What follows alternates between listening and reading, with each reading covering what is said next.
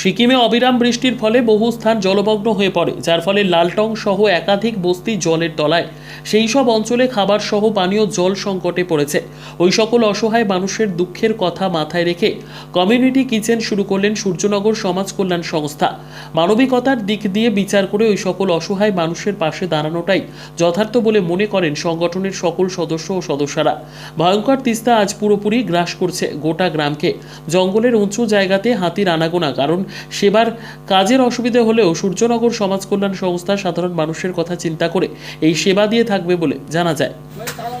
নমস্কার, আমরা শিলিগুড়ি সূর্যনগর সমাজ কল্যাণ সংস্থার পক্ষ থেকে আজকে লালটং বস্তিতে এসেছি। এখানে তিস্তার জলে বহু মানুষের বাড়িঘর তলিয়ে গেছে, বহু মানুষ অসহায়। এখানকার মানুষের প্রধান জীবিকা গোপালন, তাদের গোয়াল ঘর পর্যন্ত তিস্তার জলে ভেসে গেছে। তাই আজকে আমরা শিলিগুড়ি সূর্যনগর সমাজ কল্যাণ সংস্থার পক্ষ থেকে উদ্যোগ নিয়ে এখানকার যে স্থানীয় রেঞ্জ অফিসার আছেন তার সাথে যোগাযোগ করে আমরা আজকে থেকে এখানে একটা কমিউনিটি কিচেন চালাচ্ছি এবং সেই কমিউনিটি কিচেনের মাধ্যমে আমরা এদেরকে দুবেলা খাবারের ব্যবস্থা করেছি। আজকে আমরা প্রথম শুরু করলাম, আগামীতেও আমরা এই প্রচেষ্টা চালিয়ে যেতে চাইছি। এছাড়াও এখানকার মানুষের অনেক রকম সমস্যা রয়েছে, তাদের বাসনপত্র থেকে শুরু করে রান্নার যে সমস্ত ব্যবস্থা জলে তলিয়ে গেছে, জামা কাপড় পোশাক আশাক কিছু নেই।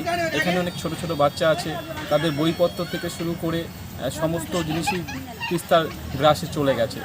তো আমরা শিলিগুড়ি সূর্যনগর সমাজ কল্যাণ সংস্থা থেকে এই প্রয়াস শুরু করেছি। শহরবাসীকেও আবেদন করছি আপনারাও এদের পাশে এসে দাঁড়ান, এদেরকে সহযোগিতা করুন।